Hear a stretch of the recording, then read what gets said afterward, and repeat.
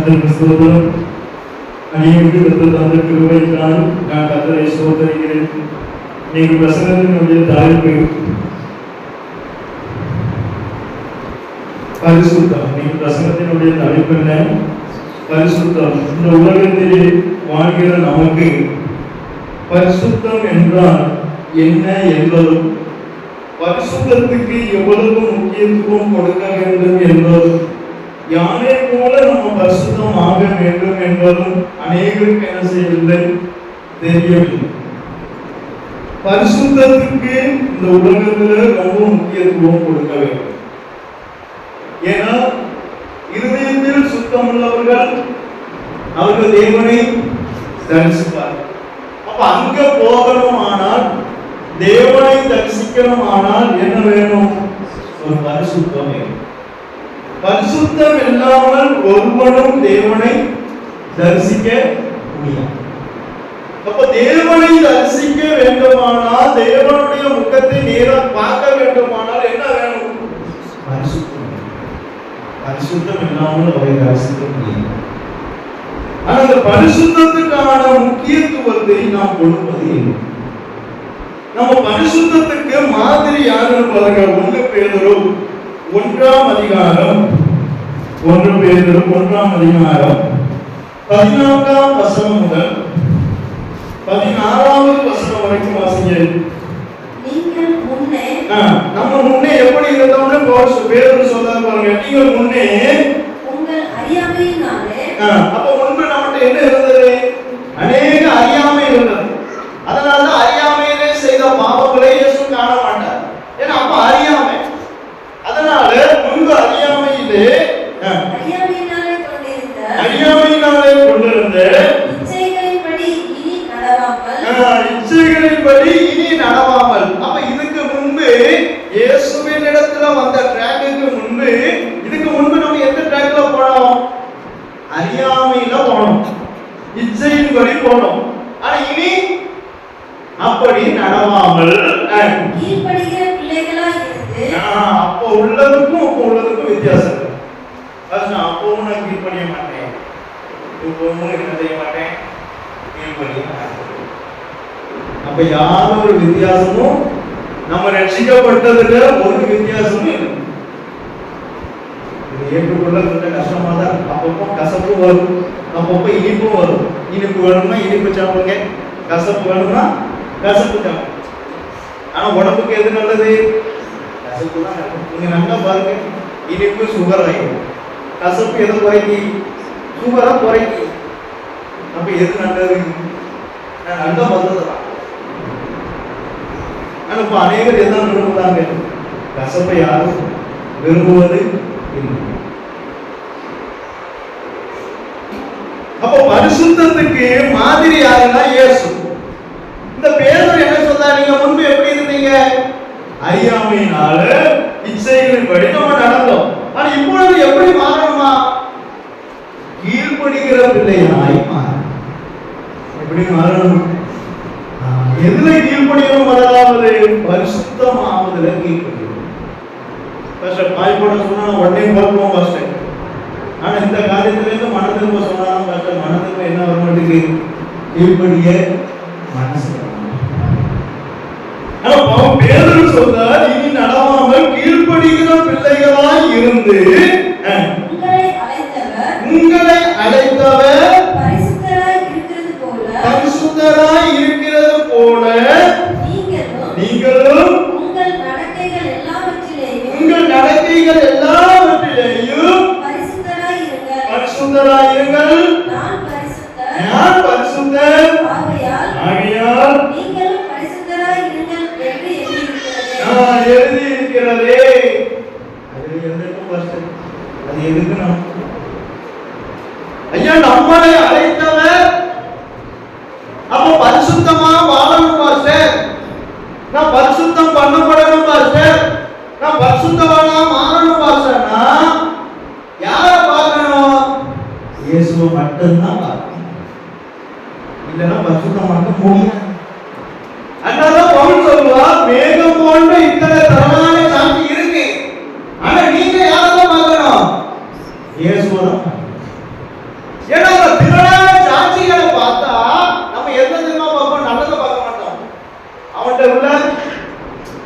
ஒரு பலவீனத்தை பார்த்துட்டு நம்ம இடறிடுவோம். இதை பார்க்க கூடாது. அதுக்காக இயேசு சொன்னார், அவங்கள பார்க்காதீங்க, யார பாருங்க, இயேசுவை நோக்கி பார்த்து ஓடுங்க. எனவே அவங்க சாட்சிகள் தானே பாஸ்டர், அவங்க சாட்சிகள் தான். ஆனா அவங்ககிட்டயும் பலவீனம் இருந்தது. அவங்ககிட்டயும் அந்த பலவீனத்தை நீங்க பார்த்துட கூடாதுன்னா பவுல் சொன்னா, நீங்க இதெல்லாம் பார்க்காம பாவத்தையும் பாவத்தையும் தள்ளி வச்சுட்டு இயேசுவை நோக்கி என்ன செய்யுங்க, ஓடுங்க. நம்ம ஏன் இன்னும் ஓட முடியல பாஸ்டர்? நம்ம இன்னும் யார பார்க்கற? இயேசுவை பார்க்க. அவன் எப்படி இருக்கான், இந்த அண்ணையும் அப்படி இருக்கு, அந்த அண்ணையும் இப்படி இருக்காரு, இப்படி பார்த்துட்டு இருந்தா நம்ம இன்னைக்கு ஓட.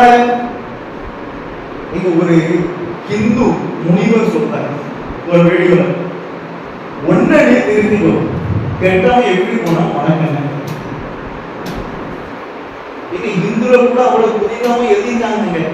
இங்க இருந்து வந்ததுதான் அது. அந்த இந்து முனிவர் சொல்றாரு, ஒன்ன நீ திருத்திக்கோ, கெட்டவன் அவனை திருத்த போய் போய் போய் கடைசியில் நம்ம எப்படி போயிடுவான், திருந்தாம போயிடும். அதான் உண்மை. அதனாலதான் இயேசு சொன்னார், பரிசுத்தத்துக்கு பரிசுத்தமா வாழணும், பரிசுத்தம் பண்ணப்படணும், பரிசுத்தம் உள்ளவனா இருக்கணும், பரிசுத்தமான வாழணும்னா யாரெல்லாம் பார்க்கணும்? இயேசு மட்டும்தான். அவரை போல பரிசுத்தம் யாருக்கு உலகத்துல வாழவே. பரிசுத்தமா வாழணும்னா இயேசுவை பார்க்கணும், பரிசுத்தம் உள்ளவனா இருக்கணும்னா இயேசுவை பார்க்கணும், பரிசுத்தமான மாறணும்னா இயேசுவை. அக்கம் பக்கம் அந்த இந்த பார்த்தோம்னா நம்ம பரிசுத்தமா வாழவே முடியாது. அது 100%.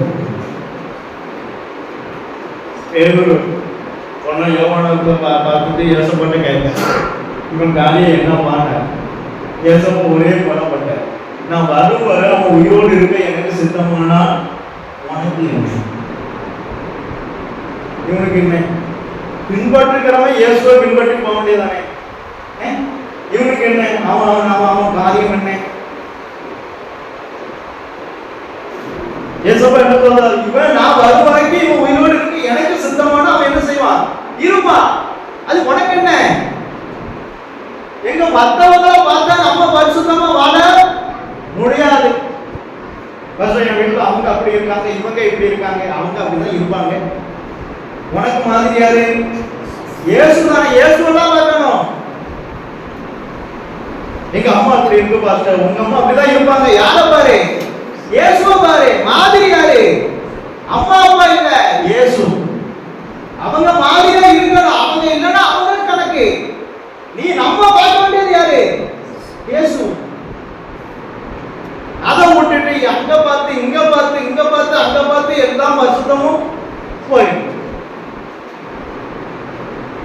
பரிசுத்தமா வாழணும்னு விரும்புறான், இயேசுவை மட்டும் பாருங்க. இல்லைன்னா வேற யாரையும் பாத்துக்கிறேன், அந்த பிரச்சனையே இல்லை. பரிசுத்தமா வாழணும்னா யாரை பார்த்தாலும் வாழ முடியும், ஏசப்பா மட்டும்தான் வாழணும்.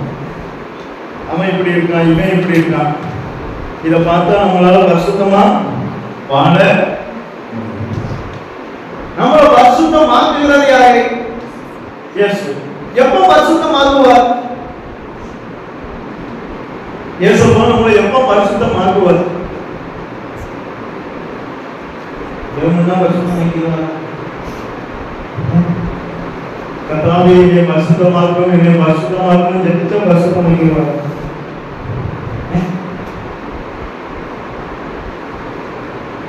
ஆபிரகாம் ஒரு 30 காலத்துல நான் வருவோம்பா அப்படின்னு உடனே உண்டாயிருமா? அதுக்கு நம்ம என்ன செய்யணும்? விசுவாசிக்கணும். விசுவாசம் கிரியையில வெளிப்படணும். எவ்வளவு வேலை இருக்கு. இயேசு எனக்கு வாக்குத்தத்தம் பண்ணிட்டார், ஆமென், அல்லேலூயா. அங்க என்ன செஞ்சோம்? அப்படி இருக்கவே நம்மளுடைய முயற்சியை பார்ப்பாங்க.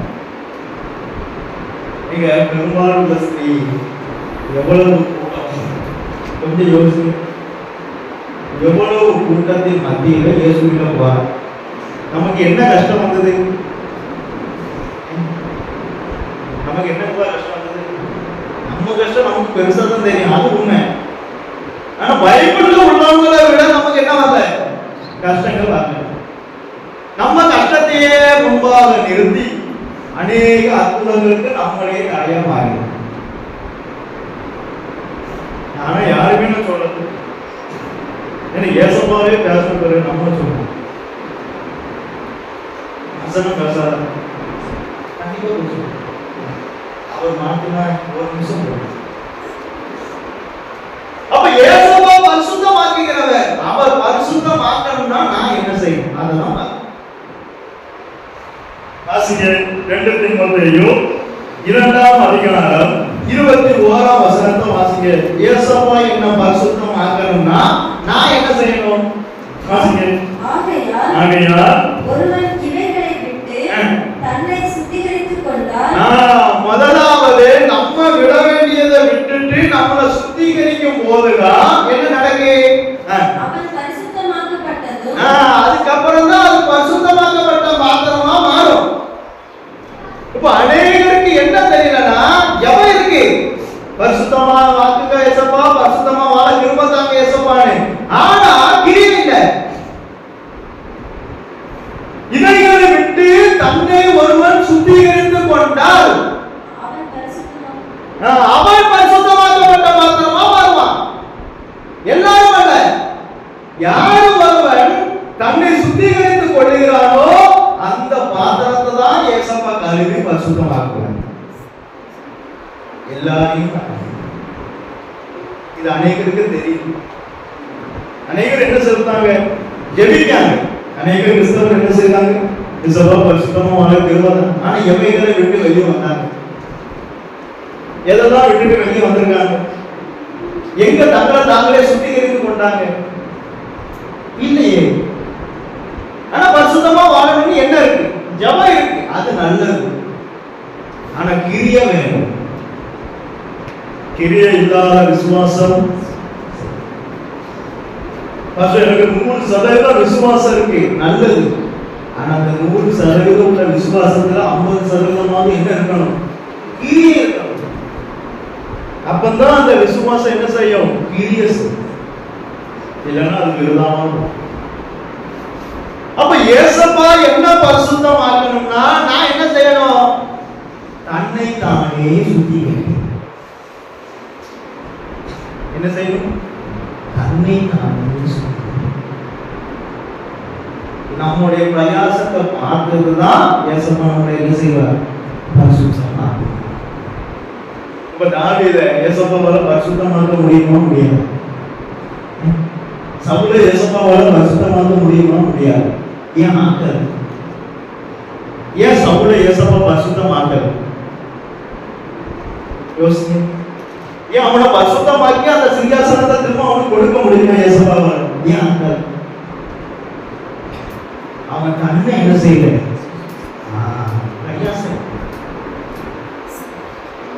பரிசுத்தம் ஆகணுங்கிற என்ன இருந்தது? ஜபம் இருந்தது. ஆனா பரிசுத்தப்படுத்தி ஒண்ணு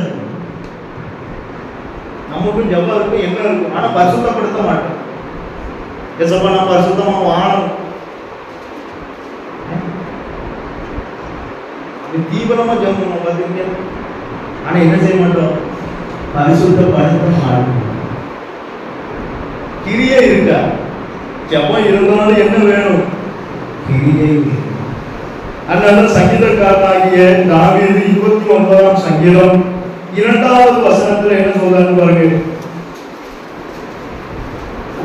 கர்த்தருடைய நாமத்திற்குரிய மகிமையை அவருக்கு செலுத்துங்கள். பரிசுத்த அலங்காரத்துடனே அவர் சபைக்கு வந்தா அவருக்கு செலுத்த வேண்டிய மகிமையை கண்டிப்பா நம்ம என்ன செய்யணும்? அவருக்கு செலுத்தணும். அவர் நாமத்துக்குரிய மகிமை அங்க பேரு. அப்பதான் நம்மள செஞ்ச ஆராதனை இவ்வளவு நேரம் உட்கார்ந்து அங்கீகரிக்கப்படும். இல்லைன்னா 12 மணி நேரம் உட்கார்ந்து இருந்தாலும் அந்த 12 மணி நேரத்துல கர்த்தருக்கு கொடுக்க வேண்டிய மகிமை அங்க பேரு. தூபம் மேல பேரு.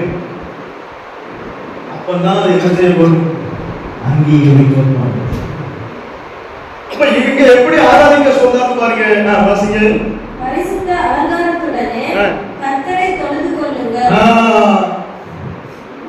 நல்ல நெக்லஸ், கத்திச்சோடி, இப்போ புதுசு புதுசா சொல்றாங்க. நீங்க இந்த ஜனங்க சொல்லுவாங்க கத்திச்சோடி, ராத்திச்சோடி, ஒரு மாதிரி லாங்குவேஜ்ல சொல்லுவாங்க. கேட்பீங்களா? அது கேட்க நேரமா அலங்காரம் வேணும். பக்தி எந்த அலங்காரம் வேணும்? பரிசுத்தம் இல்லாம நல்ல செட்டப்பட்டு கர்த்தரை ஆராதிக்கும் போது பரிசுத்த அலங்காரத்தோடு ஆராதிக்கும். இயேசப்பா பிரியப்படுகிற அலங்காரத்திலே ஒன்று என்னது? பரிசுத்தம்.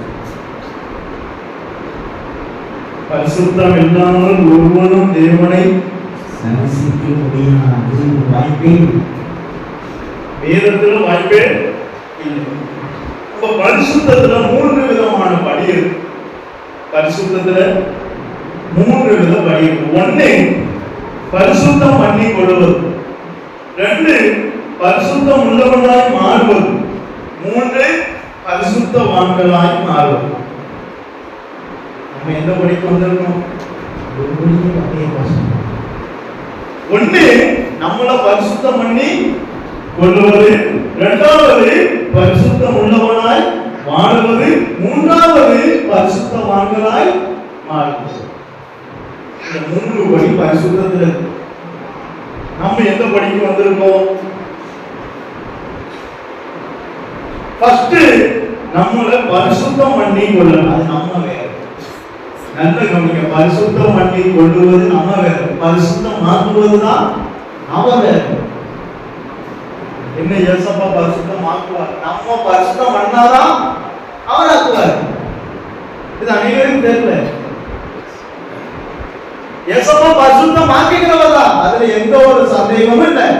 எவ்வளவு ரத்தாம்பர சிவப்பான பாவமா இருந்தாலும் வெண்மையை போல அவரால் மாற்ற முடியும். ஆனா பரிசுத்தம் பண்ண நமக்கு என்ன வேணும்?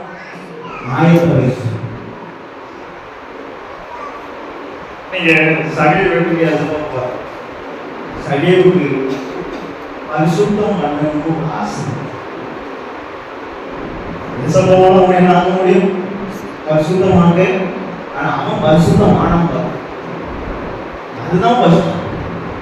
என்ன சொன்னா, நான் அநியாயமா யாரிடத்தையாவது வாங்கிறது, அதை நாளுக்கு நம்ம பரிசுத்தம் பண்ணுதான். தன்னை முதலாவது பரிசுத்தம் பண்ணா அவனதான் கர்த்தர் என்ன செஞ்சார்? பரிசுத்தமாக்கல் அந்த வீட்டுக்கு.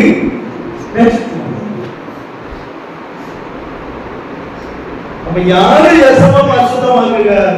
எல்லாரும் அல்ல. யாரு ஒருவன் தன்னை பரிசுத்தப்படுத்துகிறானோ அவனதான் இயேசுவை என்ன செய்தார்? பரிசுத்தமாக்குகிறார். அப்ப இப்ப வாசிக்க 2 நாளாகமம். இதற்கு உதாரணமா ஒரு மனிதன் சொல்றேன். 2 நாளாகமம் 29ஆம் அதிகாரம் 1ஆம் வசனம் முதல் நம்ம பார்க்க போறோம். இதுல நிறைய ஆவிக்குரிய கருத்து இருக்கு. நல்ல கவனி. 1ஆம் வசனத்தை வாசிக்க.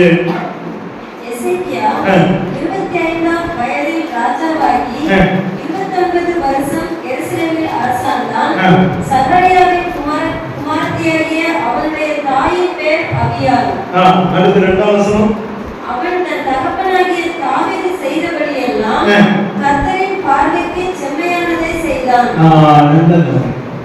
இந்த எசேக்கியாவுக்கு தகப்பன் யாருன்னா தாவீது கிடையாது. எசேக்கியாவுக்கு தகப்பன் யாரு? ஆகாஸ். அவன் தான் இவனுக்கு தகப்பன். ஆனா அவன்கிட்ட பரிசுத்தம் இல்லை. அவன்கிட்ட நல்ல கவனிங்க. அவன்கிட்ட என்ன இல்லை? ஆனா இவன் யாரை பார்த்து தன்னை பரிசுத்தப்படுத்துதான்? நான் அதான் எப்போதுமே சொல்லுவேன், ஒருத்தர்கிட்ட இருக்கிற நல்ல குணத்தை பார்த்து நம்ம படிச்சுக்கிறோம். அவங்கள்ட்ட உள்ள கெட்ட குணம் நம்மகிட்ட வராம படிக்க நம்மளுக்கு ஆரம்பிக்கணும். ஆகாசம் பத்தி நீங்க படிச்சீங்கன்னா பரிசுத்தத்துக்கு அவனுக்கும் சம்மந்தமே இல்லை. அப்படிப்பட்ட தகப்பனுடைய பிள்ளை தான் எசேக்கியா. எசேக்கியா எதுக்கு முக்கியத்துவம் கொடுத்தான் என்றால் பரிசுத்தத்துக்கு முக்கியத்துவம் கொடுத்தான். நீங்க இந்த உலகத்துல நீங்க என்ன சம்பாதிச்சாலும் பரிசுத்தம் இல்லையானா ஏசப்பாவை போய் என்ன செய்ய பார்க்க முடியாது. முதலமைச்சரை பார்க்க ஒரு அப்பாயின்மெண்ட் இருந்தா போதும், ஆனா ஏசப்பாவை பார்க்க பரிசுத்தம் இருந்தாதான் பார்க்க முடியும். அதுக்கு எத்தனை வருஷம் காத்திருந்தாலும் அது பிரயோஜனம் தான். பரிசுத்தம் உள்ளவன் இன்னும்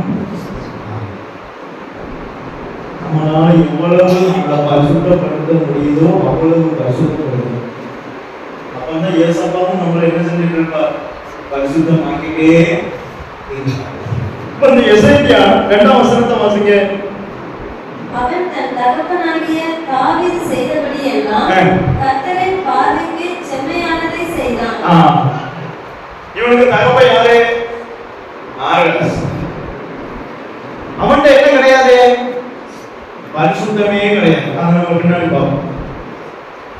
ஆனா இவன் யாரை போல வரணும்னு நினைக்கிறான்?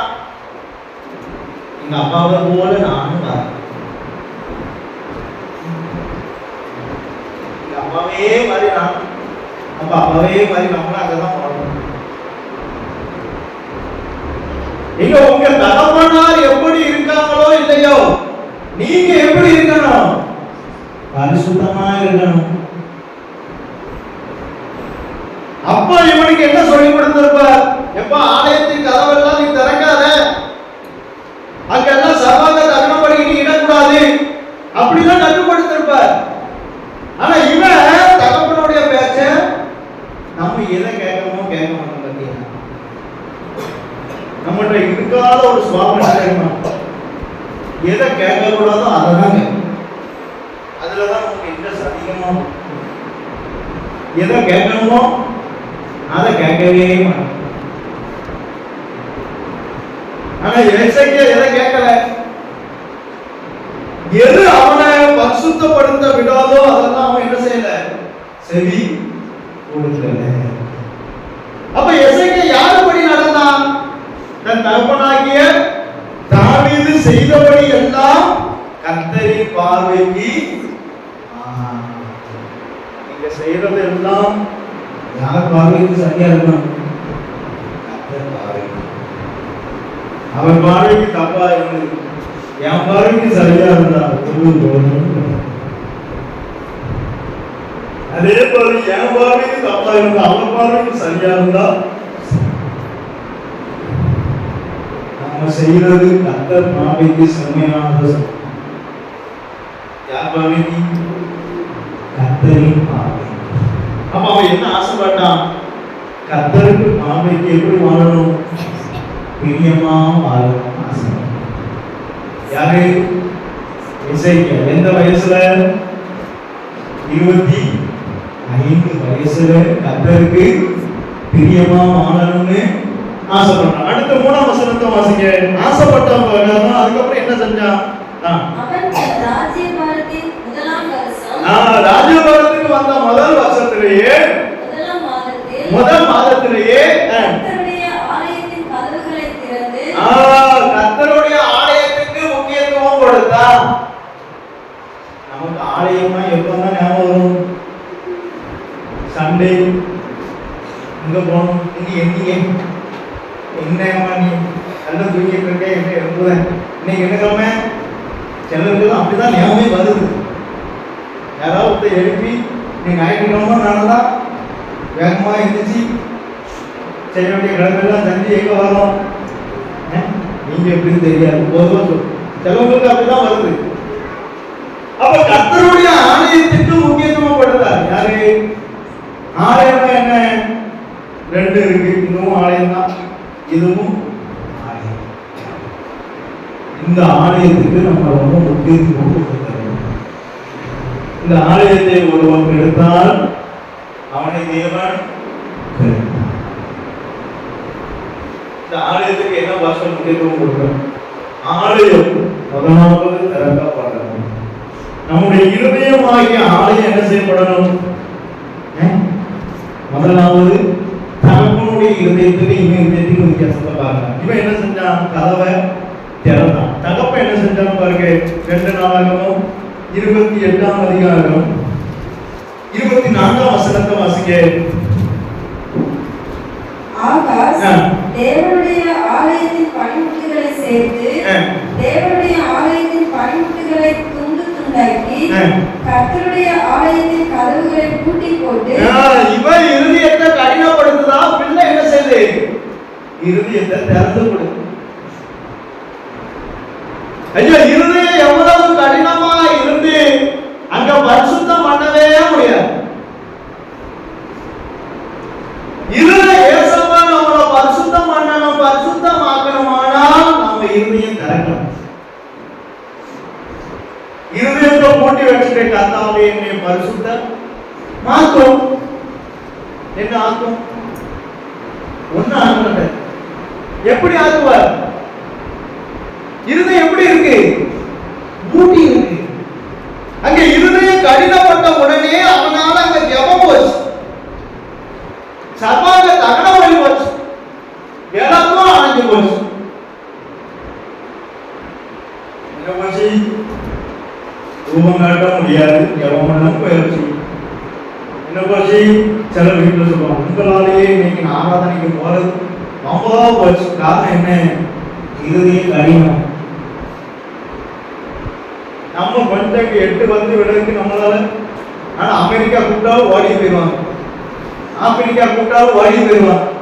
ஏன்? அப்பதான் அதுக்கு இருதயம் திறக்கு. இங்க இருக்கிற ஆலயத்துக்கு வரைய இருதயம் திறக்க மாட்டேங்குது. அப்பயே கடினமாகுது. அப்படி கடினமாகும் போது குடும்பத்துல என்ன வேணுது? வழி வேணுது, ஜெபம் வேணுது, விளக்கும் அணுகுது. அப்ப என் குடும்பங்களை யாருதான் தடை? நம்ம தான் ஏற்றுக்கொள்றவங்க ஏற்றுக்கொள்ளுங்க. உங்களுக்கு புரியதுக்காக தான் இந்த உதாரணம் சொல்றேன். ஐயா, நம்ம இருதயம் கடினப்படும் போது அங்க வழி வேணுது. அப்படின்னா எங்க வரும்? கதவையா பூட்டியாச்சு. கர்த்தாவே அப்படின்னா ஜெபம் பண்ணுனா இருதய கடினமானவங்கள்ட்ட என்ன ஜெபின்னு சொன்னா என்ன செய்ய மாட்டாங்க? ஜெபிக்க போறது இல்ல. ஏன்? கதவு தான் அடைக்கப்பட்டிருக்கு. ஐயா, அடிக்கடி கடினப்படும் தம் இருதயத்தை கடினப்படுத்துகிறவன் சகாயமின்றி சடுதியில் நாசமடைவான். இவன் அடக்கம் எப்படி இருக்கு தெரியுமா? இவனை எங்க சேர்க்கலாம் பாருங்க.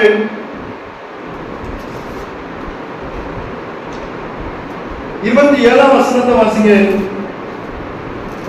ஆகாஸ் தன் பிதாக்களோடு நித்திரை அடைந்த பின்பு அவனை எருசலேம் நகரத்தில் அடக்கம் பண்ணினார்கள். ஆனாலும் கர்த்தர் எவ்வளவு வித்தியாசத்தை கொடுக்கிறான்னு பாருங்க. இவனை நீங்க ராஜாக்கள் கல்லறையில சேர்க்கிறாங்க. அப்ப நம்ம பேரு ஜீவ புஸ்தகத்துல கர்த்தர் சேர்க்கணுமானா நம்ம எவ்வளவு தூரம் வாழணும்? நம்ம வாழ்கிற வாழ்க்கையை பொறுத்துதான் நம்ம பேர் ஜீவ புஸ்தகத்துல கிடைச்சிருக்கும். இவன் வாழ்ந்த வாழ்க்கையை பார்த்துட்டு ஏசப்பா சொல்லிட்டாரு, இவனை தயவு செய்து எருசலேம்ல அடக்கம் பண்ணுங்க. ஆனா எங்க அடக்கம் பண்ணிடாதீங்க?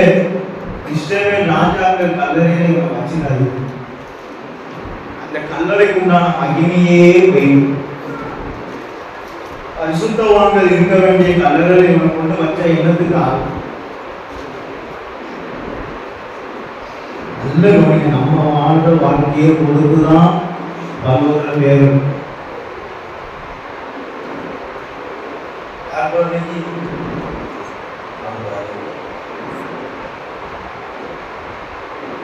இருதயம் தகப்பனுக்கு இருதயம் எப்படி இருக்கு? அடைக்கப்பட்டு இருக்கு. பிள்ளைக்கு இருதயம் எப்படி இருக்கு? திறந்து. என் தகப்ப அடைச்சிட்ட, இனி நான் அதை திறக்க கூடாம இருந்தா உங்களோட பிள்ளைகள்லாம் அப்படிதான். தகப்பன் சொன்னா யார் சொன்ன மாதிரி? ஏசப்பாவே சொன்ன மாதிரி தான் இருந்துக்குதான். எங்க அப்பா பேச்ச நான் மீறவே மாட்டேன். பாஸ்ட் எதுல சர்ச்சைக்கு போகணும்னா அந்த அன்னைக்கு ரொம்ப நல்லது பாஸ்ட். எங்க அப்பாவை மாதிரி வேற அப்பா அந்த உலகத்துல இல்லவே இல்லை பாஸ்ட். ஏன்? அவனுக்கு ஏத்தாப்புல பேசுறேன். அவனுக்கு ஏத்த மாதிரி அவங்க அப்பா பேசின உடனே அவனுக்கு யாரதான் பிடிக்கி? நீ ஒரு செங்கல் உங்களை பிடிக்கணும்னா நீங்க ஒன்னே ஒன்று செஞ்சாலும் அவங்க என்ன தப்பு செஞ்சாலும் நீங்க அவங்களுக்கு சப்போர்ட் பண்ணுங்க. 100% அவங்களுக்கு உங்களை பிடிச்சி வேற ஒன்றும் செய்யணும். அவங்க முட்டாய் வாங்கி கொடுக்க வேண்டாம், பால்கா வாங்கி கொடுக்க வேண்டாம், ஒன்றும் செய்யணும். ஆனால் அவங்களுக்கு உங்களை பிடிக்க கூடாதுன்னா ஒன்னே ஒன்று செய், தப்பை சுட்டி காட்டுட்டு உங்களுக்கு சிம்பிள், ஈஸியான. ஆனால் அதுக்காண்டி யார் பார்வையிலும் மாறிடக்கூடாது. அவன் அங்க இருக்கிற ஜனங்களுக்கு பிரியமா வாழணும்னு அவன் நினைச்சிருந்தா கதவை அவன் இருக்க முடியாது. நம்ம குடும்பத்துல பரிசுத்தத்துக்கு கண்டிப்பா ஸ்தானம் இருக்காது. இல்லையானா அங்க பலியும் இருக்காது, ஜபமும் இருக்காது, விளக்கும் இருக்காது. ஒரு ஆவியில அனல் இருக்க. நான் 100% நம்ம குடும்பத்துக்கு நம்ம தான் இருக்கோம். நீங்க ஏற்றுக்கொண்டால் ஏற்று முதலாம். அடுத்து வாசிங்க 3ஆம் வசனம், திரும்ப வாசிங்க. அவன் தன் ராஜ்யபாரத்தின் 1ஆம் வருஷம் 1ஆம் மாதத்தில் கர்த்தருடைய ஆலயத்தின் கதவுகளை திறந்து அவைகளை பழுது பார்த்து. அடுத்து என்ன நடந்தது? அவைகளை நல்ல கவனிங்க. அவருடைய முகத்தின் அறிவாகிய ஒளி நம்ம இருதயத்துல தான் பிரகாசம். இந்த இருதயம் அணைக்கப்பட்டு இருந்தால் ஒரு பிரகாசமும் இதுல உள்ள போகாது. அது 10 மணி நேரம் நீங்க வசனம் கேட்டாலும் சரி, 20 மணி நேரம் உட்காந்து வசனம் கேட்டாலும் சரி, 10 நிமிஷம் உட்காந்து வசனம் கேட்டாலும் சரி, இருதயம் அணைக்கப்பட்டு நீங்க எவ்வளவு வார்த்தையை கேட்டாலும் இந்த வசனம் போய் பிரகாசிக்காது. நான் ஏசப்பாட்ட ஜபிச்சு கேட்ட கேள்விக்கு பதில், ஏன் ஏசப்பா இவ்வளவு வசனம் கேட்காங்க? ஏன் இது இருதயத்துல பிரகாசிக்கும்? இருதயம் எப்படி இருக்கு? அடைச்சுதான் இருக்கு. அழகா சொல்லி தருவாங்க. ஏசப்பாவே நான் சொல்லி தரேன், அதை கற்றுக்கொள்கிறவன் என்னிடத்தில் வந்து அதான் எல்லா கல்விக்கும் ஏசப்பட்ட பதில். எப்போ போய் கேட்டாலும் அதெல்லாம் சொல்லி தருவாங்க. எப்போ சொல்லி தருவாங்க? நீங்க என்னைக்கு நீங்க பைபிள் வாசிக்கும் போது நீங்க கேட்ட கேள்விக்கு பதில் தான். அப்பதான் நமக்கு புரியும். ஓஹோ, ஏசப்பா நீ கேட்ட கேள்விக்கு என்ன செய்தார்? அந்த வசனம் பேசும். நம்ம வாசிக்கும் போது எது பேசும்? வசனம் பேசும். அப்ப நமக்குள்ள பிரகாசம் வரணும்னா இதை என்ன செய்யணும்? நம்ம இருதயத்தை திறக்காம மேலே இருந்து எவ்வளவு ரத்தம் சென்றால் சுத்தமாக. எங்க வீட்டை அடைச்சு வச்சுட்டு வீட்டை கழிவுடணும்னா எங்க கழிவுடன்? இப்ப நான் உங்ககிட்ட சொல்றேன், நாளைக்கு வந்து ஜெப வீட கழுவி விடுங்க. ஜெப வீடு பூட்டி இருக்கு, நீங்க என்ன செய்வீங்க? என் முட்டா பஸ்ட் ஜெப வீட பூட்டி வச்சுட்டு போனா நாங்க என்ன செய்வோம்? எப்படி கழுவுவோம்? எப்படியெல்லாம் கேட்க முடியாது. கேட்கணும் முடியாது. உண்மைதான். அப்ப அடைச்சு வச்சுட்டு கழுவுனா எப்படி கழுவ முடியும்? கண்டிப்பா கழுவ முடியாது. எங்க அது 10 லிட்டர் ரத்தமே வந்தாலும் கழுவ முடியாது. இருதயம்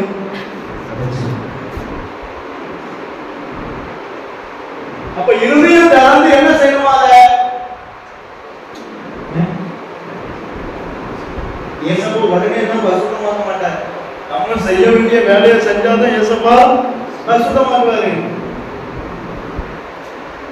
ஜெபம் பண்ணிட்டு இருந்தது திறக்காம பழக்கம் பார்க்காம என்னை பரிசுத்தமாக்கும் கர்த்தாவே, என்னை பரிசுத்தமாக்கும் கர்த்தாவேனா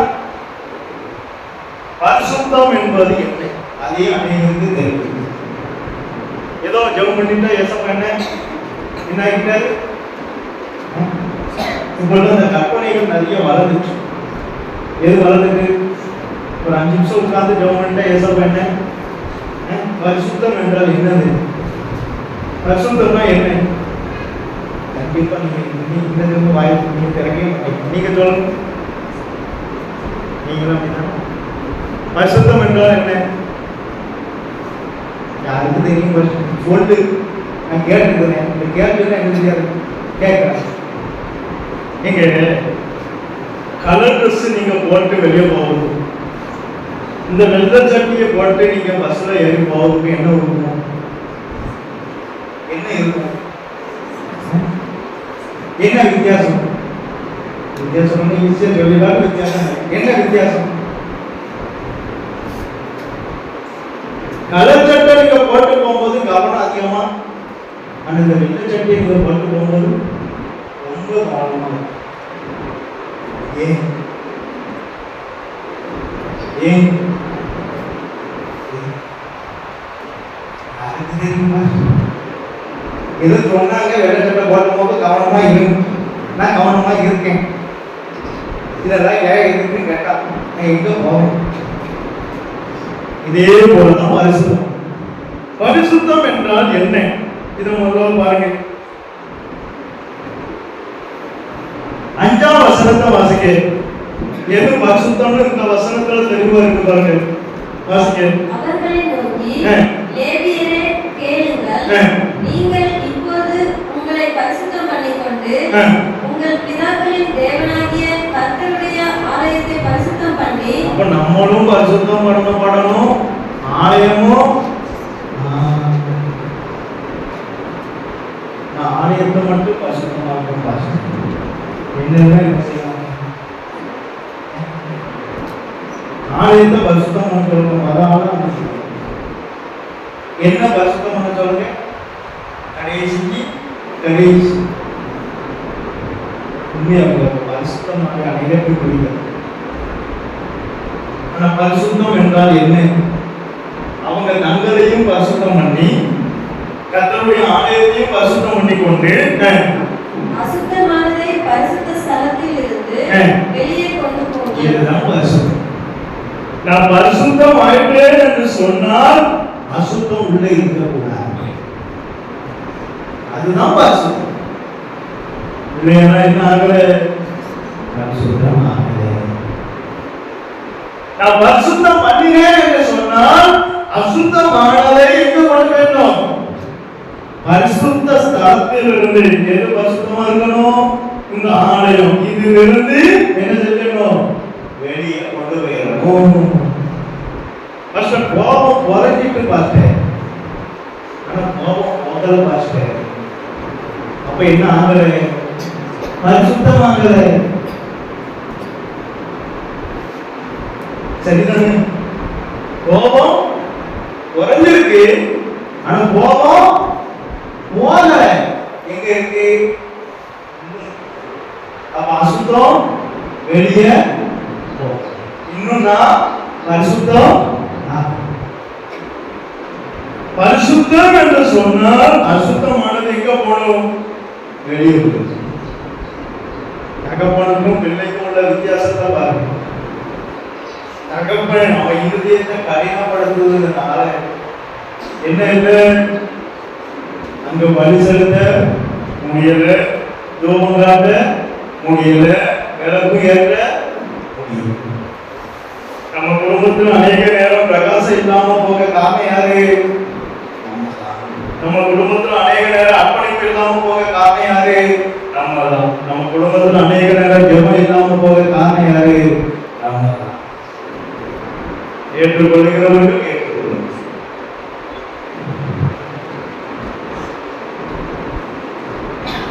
ஆனா இசைக்க கலவை பழுது பார்க்க வேண்டியது. அதுக்கப்புறம் என்ன போச்சு? மேல பரலோகத்துக்கும் அந்த குடும்பத்துக்கு என்ன வந்தது? ஒரு கனெக்ஷன். நமக்கும் நம்ம குடும்பத்துக்கும் பரலோகத்துக்கும் என்ன இருக்கணும்? ஒரு கனெக்ஷன் இருக்கு. நீங்க 29ஆம் அதிகாரம் வசனத்தை வாசிங்க. அவர்கள் பரிசுத்த ஸ்தலத்தில் இஸ்ரவேலின் தேவனுக்கு சர்வாங்க தகன பலி செலுத்தாமலும் தூபம் காட்டாமலும் விளக்குகளை அணைத்து போட்டு மண்டபத்தின் கதவுகளை பூட்டிக் கொண்டார்கள். இதெல்லாம் போயிட்டு சர்வாங்க தகன பலி செலுத்தாமலும் தூபம் காட்டாமலும் விளக்குகளை அணைத்து இருந்து. சும்மாவே எரிஞ்சது எவ்வளவு? கொஞ்சமாவது இருக்கு. அதையும் நம்ம இந்த எரிகிறத விட அணைக்கிறது ரொம்ப இந்த சார் எங்க நம்ம குடும்பத்துல அத்தனையும் போயிட்டு ஆரம்பத்துல இருந்த அர்ப்பணிப்பு இருக்கா? கையை தூக்குங்க. ஆரம்பத்துல இருந்த என் குடும்பத்துல இருந்த அர்ப்பணிப்பு என்கிட்ட இருக்கு பாஸ்டர், கையை தூக்குங்க. ஆரம்பத்துல இருந்த ஜபம் இருக்கு பாஸ்டர், கையை தூக்குங்க. ஆரம்பத்துல இருந்த அனல் இன்னும் இருக்கு பாஸ்டர், கையை தூக்குங்க. ஏன் இந்த வாட் இஸ் த ரீசன்? ஆலயத்துக்கு என்ன செய்யல? முக்கியத்துவம் கொடுக்க. ஆலயத்துக்கு முக்கியத்துவம் கொடுத்திருந்தா இது எதுவுமே என்ன ஆயிருக்காது, நஷ்டப்பட்டு இருக்காது.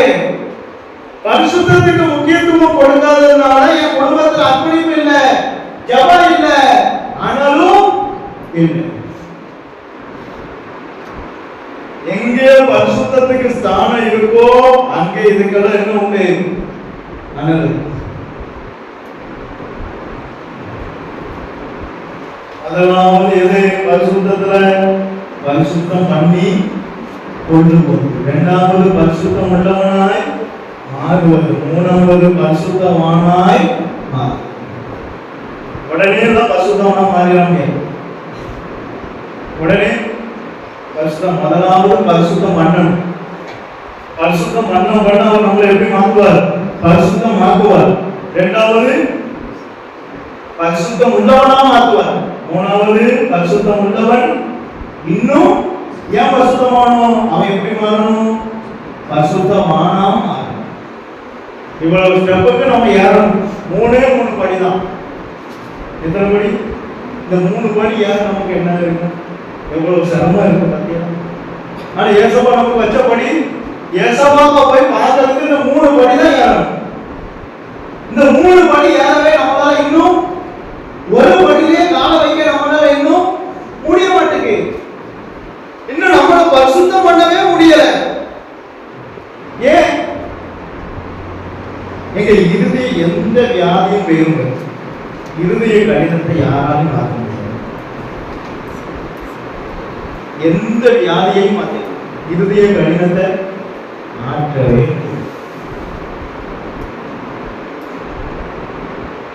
அசனம் போயே மாற்ற முடியும். ஏன் போகாது? நீங்க இந்த செவுத்துல நீங்க கல்ல எறிகிறதுக்கும் சேத்துல கல்ல எறிகிறதுக்கும் என்ன இருக்கு? வித்தியாசம் இருக்கு.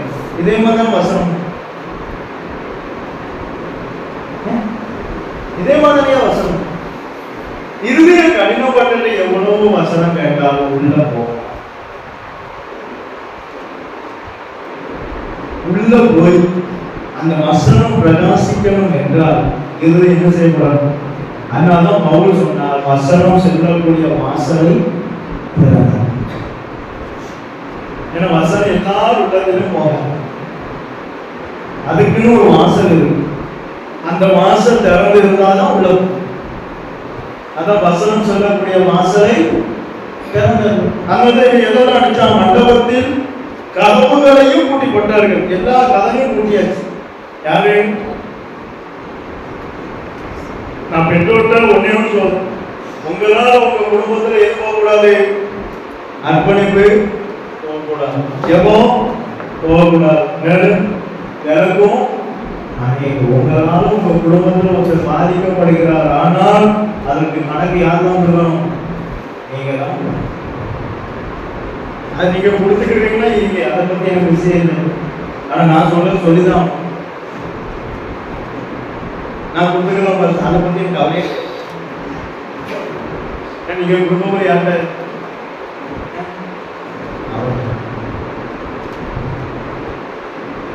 அப்ப இன்னைக்கு நம்ம என்ன படிச்சோம்?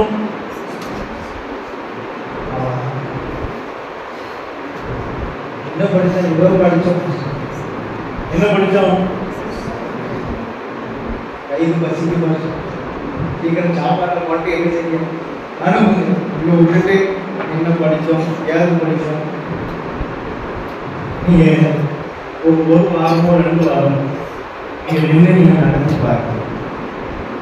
சொன்ன அந்த ஐயா சொன்னாங்க, இங்க வந்தாதான் தெரியும் உண்மை. அங்க இருந்து ஈஸியா ஏசிடுவோம். இவனுக்கு என்ன தெரியும்? இவனுக்கு அது வேலை இல்லை. ஈஸியா ஏசிடலாம். ஏசுறது ஈஸியா.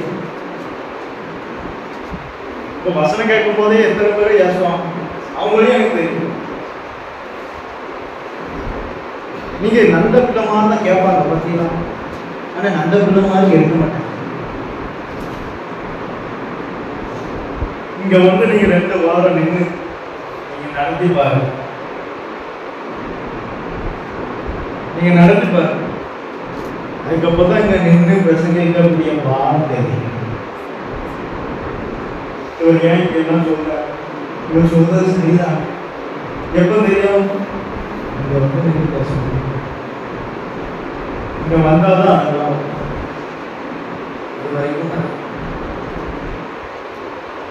இது ரொம்ப முக்கியம். நான் இது ரொம்பலாம் பேசணும், கம்மியாக தான் பேசுறேன். இது ரொம்ப முக்கியம். எது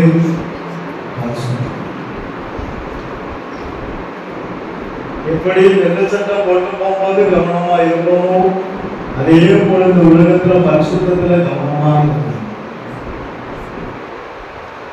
பரிசுத்தம் பண்ணிக்கிட்டே இருக்கணும். பரிசுத்தம் ஆயிட்டேன்னு சொன்னா நம்ம இந்த உலகத்துல இருக்க கண்டிப்பா முடியும், கண்டிப்பா தூக்கிடுவாங்க. அதனால மரணத்துல நம்மளெல்லாம் பரிசுத்தப்படுத்தி தான் கத்த தூக்குவோம். சும்மா தூக்குவாங்க நினைக்கல, கண்டிப்பா தூக்க மாட்டேன். நம்ம அவ்வளவு சேட்டெல்லாம் பண்ணிருக்கோம். நம்ம என்னமோ நல்ல கத்தருக்காக வைராக்கியமா மாத்தணும் அப்படி தூக்கவே மாட்டோம். இந்த உலகத்துல ஃபுல்லா பரிசுத்தம் ஆயிட்டான்னு சொன்னா தூக்கணும். உதாரணம் சொல்றேன், ஒரு அம்மாவுக்கு கேன்சர். ஏசிய ஆமடி பாஸ்டர் போய் ஜெபம் பண்ணிட்டாரு. எவ்வளவோ ஜெபம் பண்ணியும் சரியாக நல்ல கவனி. அப்பதான் அந்த அம்மாட்ட சொல்லி நீங்க விட வேண்டிய காரியத்தை விடுங்க. ஏன்னா இவ்வளவு தூரம் நானும் ஜெபம் பண்ணியாச்சு என்னால, அதனால நீங்க செஞ்சு பாரு வேண்டாம். அந்த அம்மா அதை செஞ்சது. கேன்சர் இந்த வல்லமுள்ள ஊழிய போய் பெருமடினே சொல்ல மாட்டாரு கேன்சர். அப்ப விடுதலை யார் கையில இருந்திருக்கு, இந்த அம்மா கையில. இது நடந்தது, நாங்க கட்டுக்கதையெல்லாம் சொல்லணும். சென்னை பட்டணத்துல இது நடந்தது. நீங்க யோசுவான் புஸ்தகத்தை எடுங்க.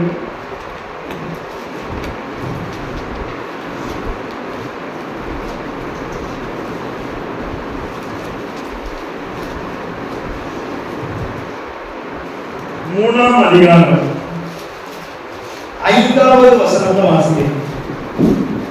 யோசுவா ஜனங்களை நோக்கி, உங்களை பரிசுத்தம் பண்ணிக் கொள்ளுங்கள், நாளைக்கு கர்த்தர் உங்கள் நடுவிலே அற்புதங்களை செய்வார் என்றார். அப்ப அற்புதங்களை காண என்ன தேவை, பரிசுத்தமும் தேவை. எனக்கு விசுவாசம் இருக்கு போதாது, இன்னும் பரிசுத்தமாக வேண்டிய பாக்கியம் இருக்கு. அதுல பரிசுத்தம் ஆனாதான் என்ன காண முடியும், அற்புதத்தை. ஆசீர்வாதம் வேணும்னா நம்ம பாட்டுக்கு ஜெபிச்சா போதும், அதை பண்ணா போதும்னு இருக்கும். பரிசுத்தத்துல வீக்கா இருந்துட்டு என்னத்தான் ஆசீர்வாதத்தை தன்னால என்ன செய்யாது, கிடைக்காது. இன்றைக்கு உங்களை பரிசுத்தம் பண்ணி கொடுங்கள், நாளைக்கு நீங்க உங்கள் நடுவிலே கர்த்தர் அற்புதம் செய்வார். அற்புதம் எப்படி நடந்தது, எதனால நடந்தது, பரிசுத்தம் பண்ணி கொண்டதுனால. பரிசுத்தத்துல எவ்வளவு அற்புதம் இருக்கு. எங்க யோர்தானே 2 பிரியக்கூடிய அளவுக்கு எதுல இருந்திருக்கு, பரிசுத்தத்துல. அப்ப பரிசுத்தத்துக்கு அவ்வளவு வல்லமை இருந்திருக்கு. அப்ப நம்ம பரிசுத்தமாக்கப்பட்டா, பரிசுத்தம் பண்ணா எவ்வளவு வல்லமை இருக்கும். அதனால பரிசுத்தம் முடியும். அற்புதத்தை எதிர்பாருங்க, நல்லது. ஆசீர்வாதத்தை எதிர்பாருங்க, நல்லது. ஆனா அதுக்கு முன்னாடி என்ன செய்யுங்க, பரிசுத்தம் பண்ணுங்க, பழுது பாருங்க, அதுக்கப்புறம் எதிர்பாருங்க. காணாமல்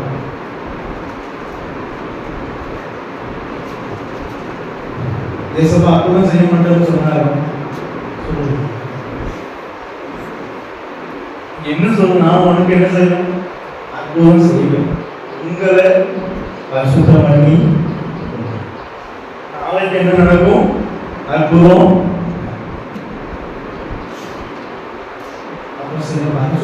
கூட இன்னும் நம்ம வாழ்க்கைக்கு தேவை சில அற்புதங்கள் இருக்கு.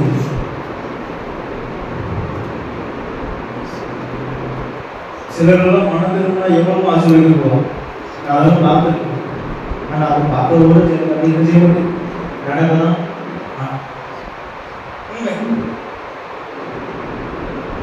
இந்த கருத்து மனதிருந்தா இவங்க எவ்வளவு ஆசீர்வதிப்பாரு அப்படின்னு நான் தான் நினைச்சுக்கிறேன். ஆனா நடக்கணும்.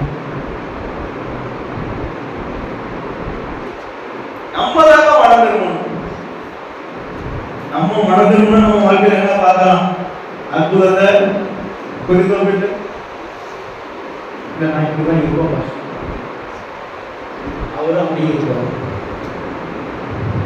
யாரு மேல ஐந்து முறை சொல்லு உங்களுக்கு வழியை காட்டிட்டாங்க. நம்ம இதை அப்படிதான் எடுப்போம். ஏன்னா உங்க கண் திறக்கப்படல. திறக்கப்பட்டவன் சொன்னாவது கேட்கணும். அதையும் கேட்கணும்.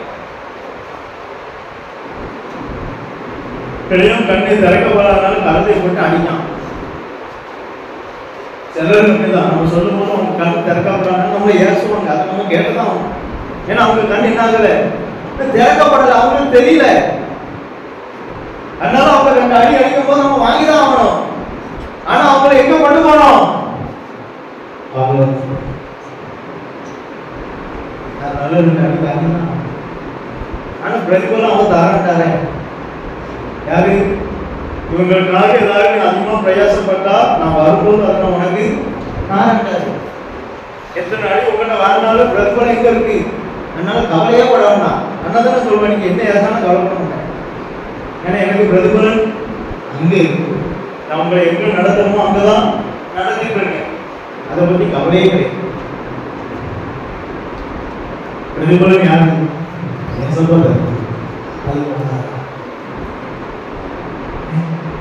நம்முடைய அநேகருடைய அற்புதத்துக்கு தடை பரிசுத்த போச்சு. சாட்டா சொல்லணும்னா எந்தெந்த யார் யார் அற்புதங்களை எதிர்பார்க்கிறீங்களோ அவங்க எல்லாம் பரிசுத்தம் பண்ணினீங்கன்னா அற்புதம் கண்டிப்பா நடக்கும். இது மாறாது. நான் மாறிடும்.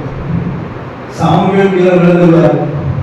ஆனா சாமுவேல் வாயிலிருந்து புறப்பட்ட வார்த்தை ஒன்றும் தரையில வீணா இல்லார். சாமுவேல் மனுஷன் நீங்க இப்ப நாளைக்கு போயிடும். ஆனா சொன்ன வார்த்தை எதுவும் அனுப்பின காரியமாய் நீங்க ஏற்றுக்கொண்டா இதை செய்யும். நான் எல்லாரையும் செய்யதான் சொல்றேன். உங்களுக்கு நீங்க கத்தட்ட கேளுங்க, அப்பா நான் என்ன பரிசுத்தமாகும் அதுல கேட்டு பரிசுத்தமாகுங்க. கண்டிப்பா கத்தர் என்ன செய்வார்? அற்புதங்களை கண்டிப்பா. இது வசனம் மாறாது. எது மாறாது? வசனம் மாறவே மாறாது. வானமும் பூமியும் அவருடைய வார்த்தையும் கண்டு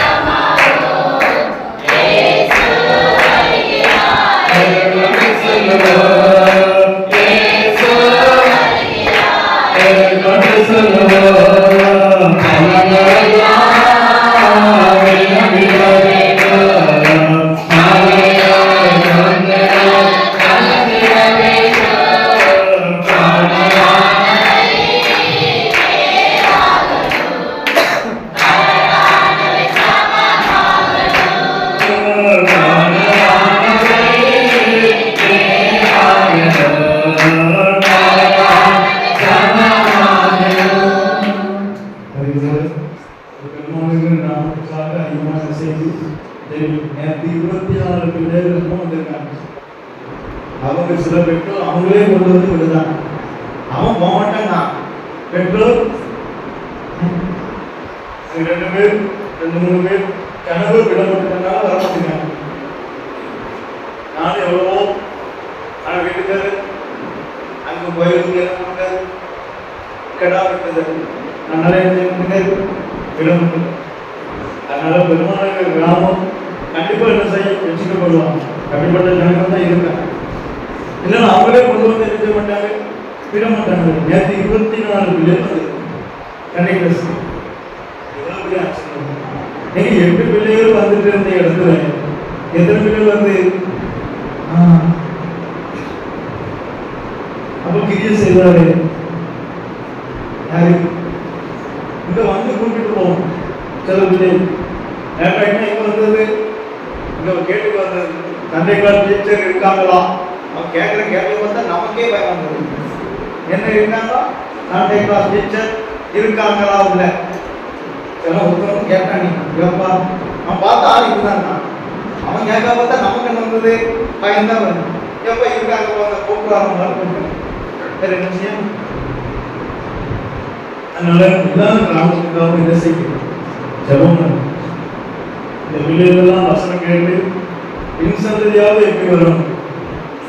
குடிக்கிறதா எல்லாமே அந்த மாதிரி சந்ததிகள். அதனால எல்லாரும் என்ன செய்ய ஜெபிப்போம். சரி, நாம் ஜெபிப்போம். நல்ல பிதாவே, உம்மை துதிக்கிறோம். கர்த்தாவே, எதற்குமே தகுதியில்லாத எங்களை உம்முடைய சந்ததியை கூட்டி சேர்த்த கிருபைக்காய் உம்மை ஸ்தோத்திரம் அப்பா. கர்த்தாவே, நீர் எனக்கு கொடுத்த வார்த்தை நான் அவர்களுக்கு அப்படியே கொடுத்தேன். நாங்கள் பூமியிலே உம்மை மகிமைப்படுத்தினேன். இன்னமும் மகிமைப்படுத்த கிருபைதார். கர்த்தாவே, ஒவ்வொருவரையும் ஆசீர்வதியும். நம்முடைய நாம மாத்திரம் மகிமைப்படட்டும். இயேசுவின் நாமத்தினால் ஜெபம் கேளும். ஜீவனுள்ள நல்ல பிதாவே, ஆமென். என் ஆத்துமாவே கர்த்தரை ஸ்தோத்திரி, என் முழு உள்ளமே பரிசுத்த நாமத்தை ஸ்தோத்திரி. என் ஆத்துமாவே கர்த்தரை ஸ்தோத்திரி, கர்த்தர் செய்த சகல உபகாரங்களையும் மறவாதே. ஆமென். கர்த்தராகிய இயேசு கிறிஸ்துவினுடைய கிருபை, பிதாவாகிய தேவனுடைய அன்பு, பரிசுத்த ஆவியானவருடைய ஐக்கியம் என்றும் என்றும் எப்போதும் அவர் வருகை வரை நாம் அனைவரோடும் கூட இருப்பதாக. ஆமென்.